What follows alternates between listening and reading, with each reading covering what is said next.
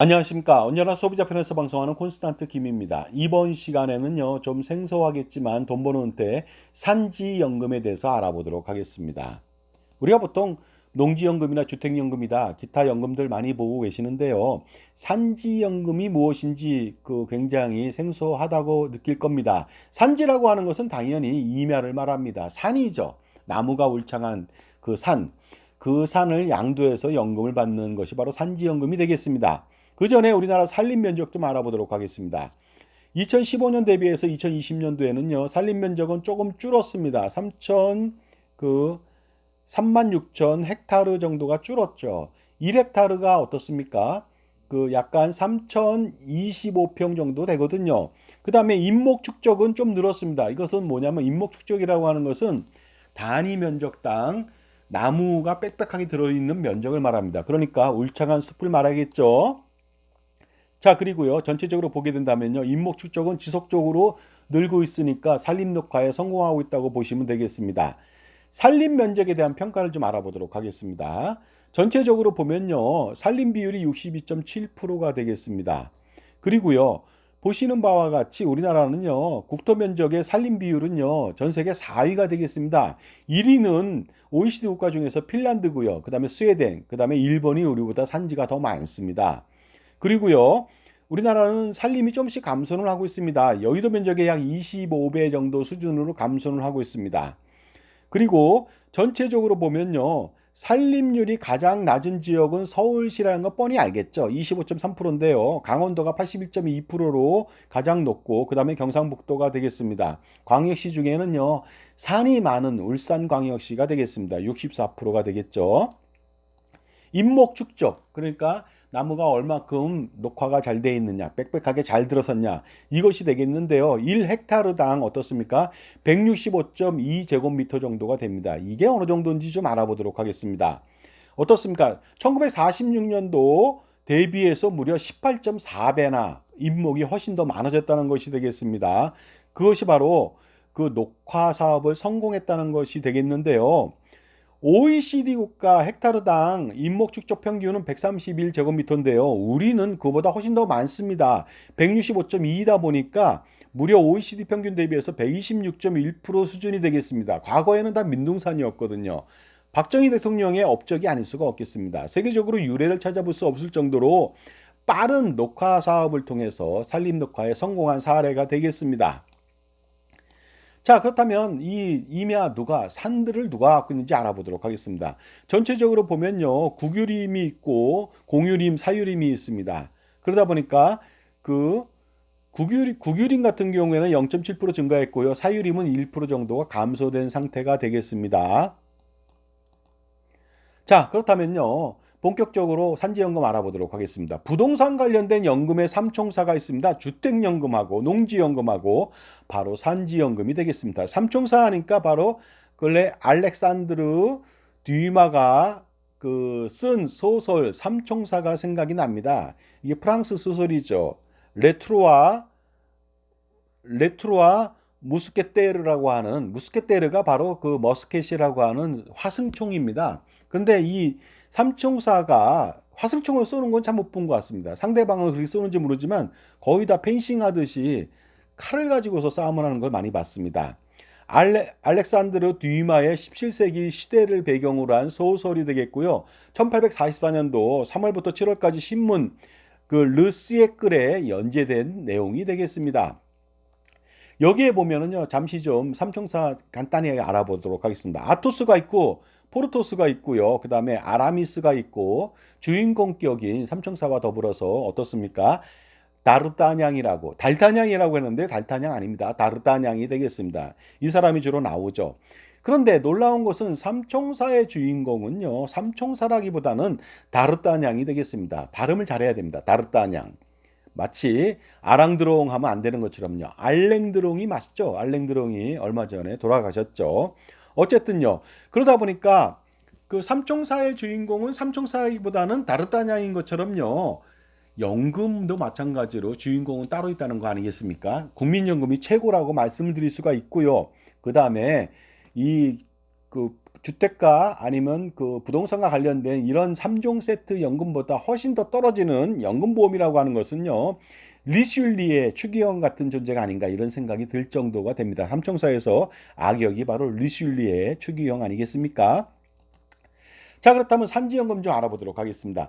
산지연금형 사유림을 매수하는 것이죠. 산림청이 주관해서 매수를 합니다. 그렇게 해가지고요, 어떻습니까? 그 매매 대금을 10년 동안 나눠주는 것이 되겠습니다. 그렇게 함으로써 10년 동안의 연금 효과를 노리자는 것이 되겠는데요. 2022년도부터 시행됐습니다. 보시는 바와 같이 매년 책정된 예산 범위 내에서 사유림을 매수를 하고 있습니다. 그러다 보니까 여기에 대해서 좀 자세히 알 필요가 있는 것 같습니다. 산림청은 산림 생태계 보전 및 산림 휴양 증진 등을 위해서 사유림을 지속적으로 매년 정해진 한도 예산 범위 내에서 매수를 하고 있다는 점, 그것을 산지연금으로 나름대로 복지 정책을 펼치고 있다 하는 것이 바로 이 주안점이 되겠습니다. 자, 그런데요, 매수 대상 산림을 좀 알아보도록 하겠습니다. 산림 관련 법률 등에서 개발 행위 등이 제한된 공익용 산림이거나 아니면 도시습, 생활습 등으로 활용될 수 있는 생활권 산림을 바로 매수 대상으로 하고 있고요. 물론 매수하지 않는 것도 있겠죠. 해당 산림에 당연히 저당권 및 지상권 등 부동산에 대한 권리가 설정되어 있다면 당연히 매수하지 않고요. 소송 절차가 진행 중인, 아직 결정되지 않았죠. 이런 것들도 불확실성 때문에 당연히 매수하지 않습니다. 그리고요, 면적이 29헥타르 이하 산지는 공유 지분이 4인까지만 매수할 수 있다. 그러니까 5명, 6명 되면 매수하지 않는다는 것이 되겠고요. 30헥타르 이상 산지부터는요, 주인이 뭐 10명, 20명이 되더라도 매수는 가능하다는 뜻이 되겠습니다. 자, 그렇다면 매매 대금을 어떻게 산정하는지 알아보도록 하겠습니다. 매매 대금은 두 사람의 감정 평가를 합니다. 그리고 토지거래 허가 구역에서는 세 사람의 감정 평가를 통해서 산술 평균한 금액으로 결정하게 되겠습니다. 그리고요, 매매 대금은 일시에 주는 것이 아니라 10년 동안 어떻습니까? 120회차에 나누어서 지급을 하게 됩니다. 자, 그렇다면요, 이때 지급금은 어떻게 계산하는지 알아보도록 하겠습니다. 매매 대금하고 그 다음에 이자액하고요, 지가상승 보상액을 계산해서 지급을 하게 됩니다. 그런데 1회차 지급은 바로 매매하자마자, 산지연금을 신청하자마자 승낙이 된다면, 계약 체결을 한다면요, 바로 매매 대금의 40%를 선지급하게 됩니다. 당연히 왜 지급하냐? 그것은 양도세 등을 내라는 뜻이 되겠습니다. 그리고 나머지 60%는 120차에 걸쳐서 10년 동안에 나눠서 연금으로 지급하는데요. 이자액은요, 이때 적용되는 이자액은 연 2%고요. 지가상승 보상액은요, 매번 바뀝니다만 현재 2.05%가 되겠습니다. 그것을 감안해서 어떻습니까? 연금처럼 나머지 60%를 균등 분할해서 지급한다는 것이 되겠습니다. 1회차 선지급은 과거에는 또 20%였는데요. 이것은 40%로 좀 오른 것이죠. 그런데 좀 문제가 아닐 수 없습니다. 내가 양도하고 나서 그것을 돈을 제대로 받지 못한다 한 번에, 이것도 문제 아닙니까? 돈을 대신 지켜주겠다 하면서 그 돈을 자기가 관리해 주겠다 하면서 돈을 찔끔찔끔 주는 것이 문제가 아닐 수가 없겠죠. 그렇다면 제가 한번 예시를 해보도록 하겠습니다. 양도가액이 10억 원짜리입니다. 그랬을 때 이자율 2%하고 지가상승 보상률 2.05% 한다면 선지급으로 일단 4억 원을 주겠죠. 그러면 나머지 6억 원에 대해서는 이자율하고 지가상승 보상률에 맞춰서 연금처럼 지급을 하게 되는데요. 120개월 동안 매월 609만 원을 지급하게 됩니다. 자, 선지급금은 양도세 납부용이 되겠고요. 10년 동안 총 그러다 보니까 전체적으로 11억 3,080만 원을 받게 되는데요. 10년 동안에 1억 3,080만 원의 이익이 발생됩니다. 자, 딱 보면요, 10년 동안의 이익 어떻습니까? 10억 원짜리인데 그러니까 11억 3천만 원, 1억 3천만 원, 얼마 되지 않는 이자율을 보고서 여러분 어떻게 생각하십니까? 과연 가입을 해야 될지 금방 판단이 될 수가 있겠죠? 매수 프로세스 간단히 알아보도록 하겠습니다. 산림청 국유림 관리소에 상담 신청한 다음에요, 산림청에 매도 승낙서를 제출을 하고요, 검토 및 매수 결정을 한 다음에 감정평가로 매수 가격을 결정하고 계약을 체결한 다음에 그 다음에 소유권 이전을 산림청 국유림 관리소로 이전을 하고서 산지연금을 수령하면 되겠습니다. 그런데 얼핏 보면 좋아 보이잖아요. 문제점이 없을까요? 자, 제한사항도 좀 알아보도록 하겠습니다. 제한사항이 거의 없습니다. 나이나 임업 경력, 금액 상한, 거리 제한 뭐 이런 것들 없습니다. 농지연금 같은 경우에는 제한사항이 엄청 많은데 이것은 어떻습니까? 농지연금은 잡혀놓고서 받는 거다 보니까 문제가 되지만은요, 여러 가지 제한이 있지만 이것은 양도한 것이기 때문에 코올리게가 지원하더라도 문제되지 않는 것이죠. 코올리게가 양도하더라도요. 자, 그런데요. 단 제한사항이 하나 있습니다. 소유권 이전 후 1년 이전에는 못합니다. 1년 이후부터 산지연금 신청이 가능한데 물론 증여나 상속했을 때는 예외가 되겠습니다. 바로 산지연금을 신청할 수 있다는 것이 되겠죠. 그리고 각 지자체별로 지역별로 예산 한정에 따라서 고액의 공시지가 등의 산지는 어떻습니까? 산지연금 신청해서 계약 체결하지 못할 수도 있다는 점도 감안해 보시기 바랍니다.